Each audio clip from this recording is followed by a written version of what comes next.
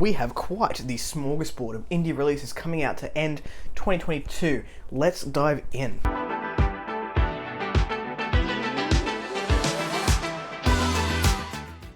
Hello everyone, welcome back to A Fictional Escapist. My name is Kris, and today's video is the indie releases of December 2022.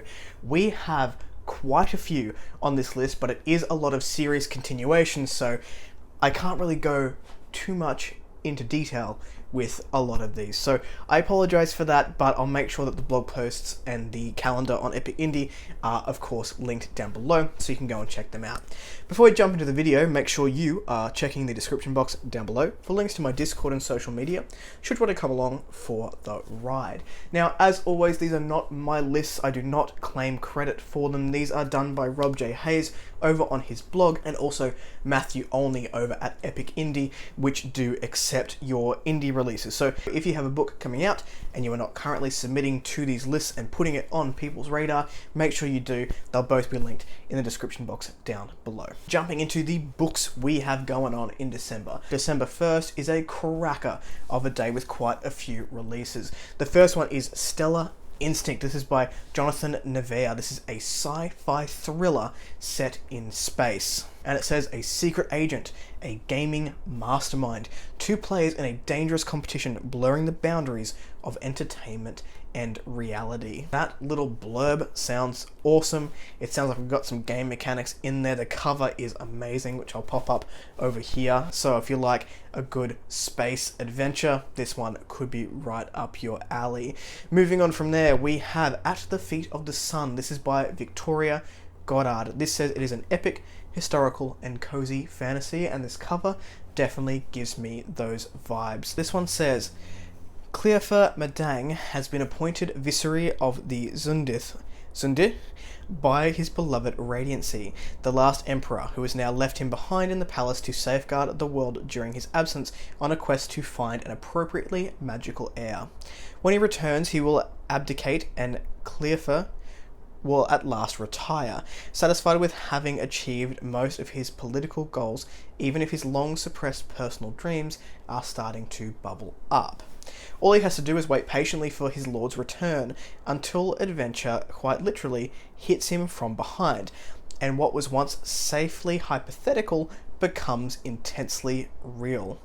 Cleofer, I pronounce that differently the whole way through, has always followed the stars of his chosen course, the epic oral histories of the people, the poetry of the rebel poet Fitzroy Ungersell, decades of devotion and service to his Radiancy. They were enough to change the world, but are they enough to guide Cleofer home? We also have A Nymph Returns to the Sea. This is Alexander Sutherland, PI number 5 by Douglas Lumsden. This cover is amazing.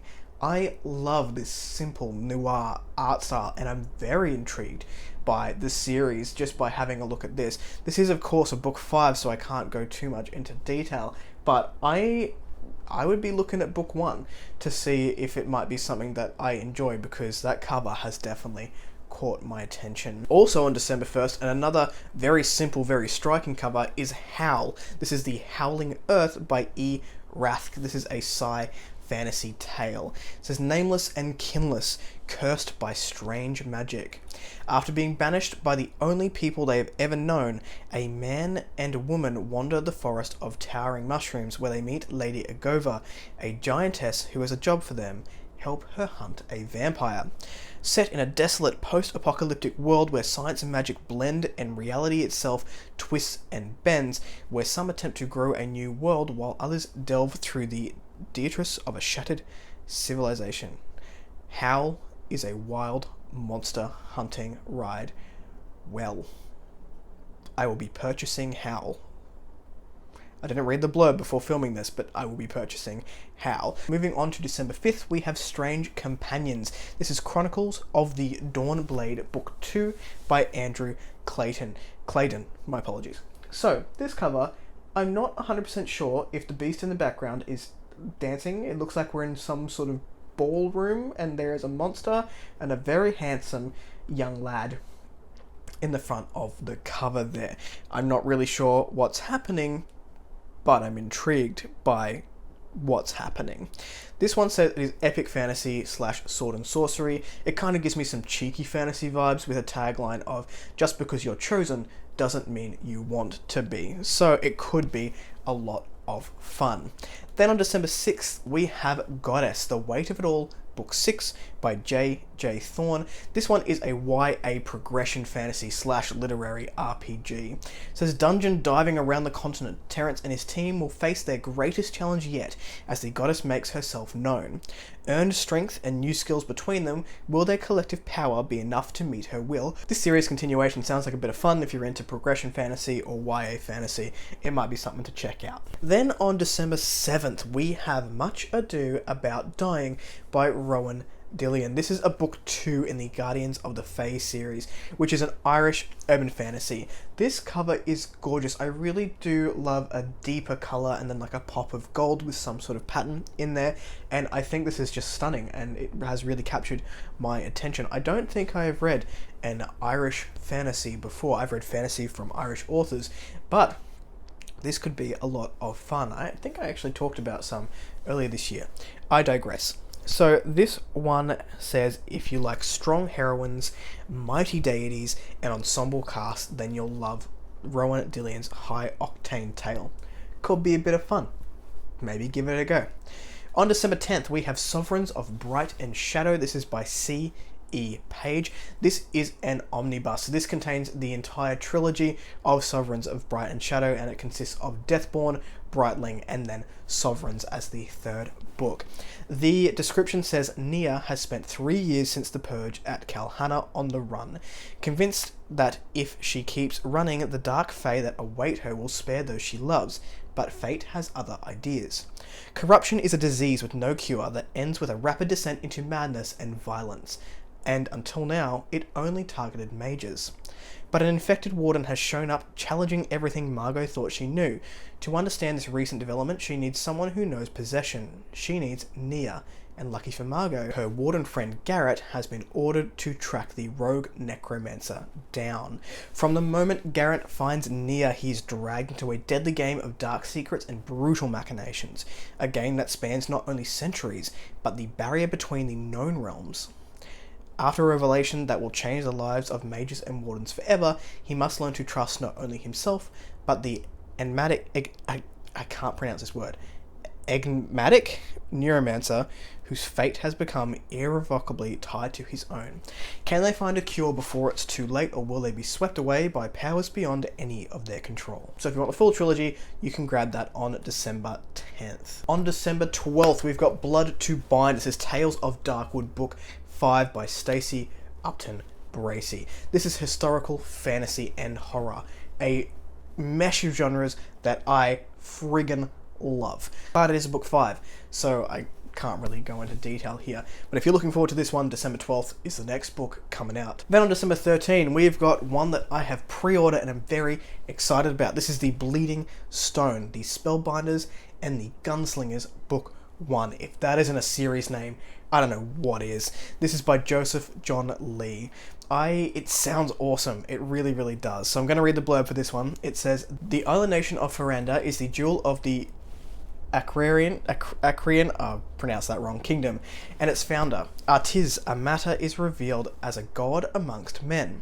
But 25 years ago, Artiz was merely a man, a colonizer, an invader seeking glory and fame in the name of his king and queen, and Faranda was a nameless union of indigenous tribes, reverent of the heightened powers and aptitudes granted to them by the animal deities, but sundered by the foreigners claiming their lands to the south. In the unconquered north, the Stone tribe has, for 15 years, offered a safe haven for the southern tribes displaced by Artiz's invaders, whose occupying march north has been ostensibly halted by a dense forest barrier dividing north and south. Among the Stone people lives Sen, an outcast for the circumstances of her birth, preserved in society only by her status as daughter of her tribe's chief. Forever relegated to the fringes of society, she is forced to watch as the countless of her kin, including her sister and brother, complete their rites of passage into adulthood, accordingly earning their aptitudes by the deity whom they share in affinity, the bear, wolf, or the owl. Despite this, Sen finds comfort in her life of forced solitude with her close inner circle. but hers is a comfort in days of warning, tenuous peace. When Artisa's technologically advanced forces push north, Sen is thrust into a singular quest to rescue one of her precious few captured in the ensuing struggle.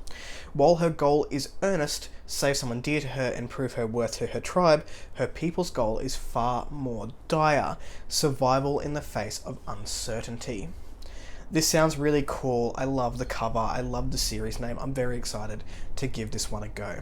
December 15th, we have so many releases coming out on this day. Everyone wants to get in on December 15th. So the first one on December 15th is Prajwalita by Geetha Krishnan. This person puts out so many books. This is book 2 of Jaya. So this is a book 2. I'm not going to go too much into detail. I believe we actually saw book 1 in the first one of these that I ever did.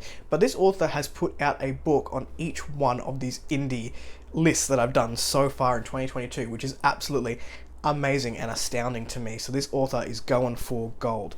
Then on December 15th, we have Panacea. This is by Alex Robbins, an ancient Greek-inspired epic fantasy. This is the Ruined Gods Book 1. This is an author who is certainly on my radar, and I've gone ahead and pre-ordered this one as well. It says, at the heart of every legend lies a truth, twisted and reshaped by currents of time. They are exiled, the banished, the ruined gods. And with a cover like that, how could I not pre-order it? I'm really enjoying historical fantasy and historical fiction. I think they mesh so well together, so I'm looking forward to giving this one a go. We also have the Slate Wizards. This is the Whisper Prince Book 3 by Todd Fanistock. This is an epic fantasy / sword and story continuation with a fantastic cover. If you like your blues and blacks, this is one to look for. So Andrew from Andrew's Wizardly Reads, this is a cover for you. I know you like the blues and the blacks. Moving on from there, we have the Wrath from the Mountains, the Bane Sword Saga by D.A. Smith. So this is grimdark sword and sorcery. The Blood of the Outcasts were definitely on my radar. That was book 1 when it came out, and I have it on my Kindle. This cover is very intriguing to me, and I like the pop of colour that we have for both book 1 when it got the cover revamp, and also book 2. This is a series that I want to read, so selfishly I'm not going to go too far into it because I don't want any spoilers for myself. But if you are looking forward to book 2 of following up from The Blood of the Outcasts, then it is here on December 15th. We also have on the 15th A Whisper and a Breath, the Rhys Eshan series book 2 by Adelaide Blake. This is a fantasy romance. This is another solid cover with this entry into the series. So if you like fantasy romance, then give this one a go. Moving on from the 15th, on December 18th, we have Winter Dragon. This is Seasons War book number 2 by Olena Nikinton. I hope I pronounced that correctly. This is also a fantasy romance with a bit of sword and sorcery thrown in, and it says, when a chaos mage fights, only blood and scorched earth remain. We have another beautiful blue cover gracing our presence in this wintry season for most of you in the world, not like desert hot like it is here. On December 20th, we've got 3 releases, starting with Finding the Way. This is Wishmaster Book 2 by Astrid V.J. This is a science fantasy, and it has a disco ball in the cover. That, I mean, fantasy with a disco ball sounds pretty rad. I love the colors that we have on this cover. It's very bright. We've got this beautiful pinks and purples really shining through. I love some of the art style that we have here. It really does pop. But again, it's a series continuation, so I'm sorry, I can't go too much into detail with that one. We also have Order of the Sphere. This is the Sphere Saga Book 4 by J.S. Willis, coming out on December 20th. We have an epic fantasy, sword and sorcery, Gaslamp continuation on our hands. The blurb for this one was a really spoilery for the first couple of books straight away, so I don't want to put that one here. But if you're looking forward to the series continuation, December 20th, you won't have to wait all that long. The last one I have for December 20th is Glories Gone. This is by Anthony Mitchell. This is an epic fantasy tale, and I believe it's within the same world of the other books that have come out. I haven't read Anthony Mitchell yet. I think that Mitchell has some of the best covers out there, the type of covers that demand you buy the hardback and have them facing out on your shelf. So I've got the e-copies, and if I really enjoy them when I read them, I will be seeking out the hardcovers of these books because they are just gorgeous. Then on Christmas, on December 25th, we've got Dark Mind. This is Fall of Magic Book 2 by Val Neal. This is a urban fantasy / historical fantasy. And who doesn't love a white background with a pop of colour? It just really makes the cover. It pops, it's excellent. And this urban fantasy has me intrigued for sure. It says magic is drying out and the only people who can stop it are a psychopathic dark wizard and his mentor, an immortal autistic mage. Love that we have some autism rep in there. If anyone has read book 1 of this and thinks that I will like it, let me know because I am genuinely interested in giving this series a go. On December 26th, we have the Justicar's Heir. This is Aeonissa, I think, number 2 by David Musk. This is an epic fantasy, sword and sorcery, another sort of progression fantasy, as well as like a lit RPG vibes here, and it is a book 2. The blurb again was quite spoilery in my opinion for book 1, so I don't want to go too much into it, but if you're following along, December 26th, you can pick this one up. On December 26th, we have Death's Beating Heart by Rob J. Hayes. This is the conclusion and the final book in the War Eternal series, who has one of my favourite characters of all time in it, Ascara Helsine. I cannot tell you how much I'm looking forward to this book. I quite enjoyed Sins of the Mother earlier this year, and I'm looking forward to see what happens to wrap up this tale of Ascara Helsine and also Co. We left on a fairly big cliffhanger in Sins of the Mother, so I'm not looking at the blurb very selfishly. I want to know what's going on in there. I just want to jump in blind, and that is coming out on December 26th. So if I got time off over the public holidays, I would be smashing that book out. But I will get to it eventually, and I'm very much looking forward to it. And then finally, on December the 27th, we have an indie author I've been meaning to read for a while, and I've applied for the Escapists book tour to see if I can get on their radar. And this is The Last Ranger by J.D.L. Rosell. This is Ranger of the Titan Wilds book 1. I've got to say, these books, or even any of J.D.L. Rosell's books, have some stunning covers, but I love the art style, I love the palette of this book. They are just beautiful, and this looks like we're going on one heck of an adventure. It says, betrayed, hunted, left for dead, but not even death itself can keep the Last Ranger from vengeance. The Last Ranger is an epic fantasy tale full of friendship, magic, resilience, vengeance, and wonder. If you enjoy archery, fantasy rangers, and small party adventures, then start this new journey with the first book in the Ranger of the Titan Wild series. I love all of those things and cannot wait. What a December, what a way to end out 2022. Have any of these caught your attention? Let me know in the comments down below. If you like the content, give it one of those. If you want to see more of it, click subscribe at your will. I'll catch you in the next video. Ciao.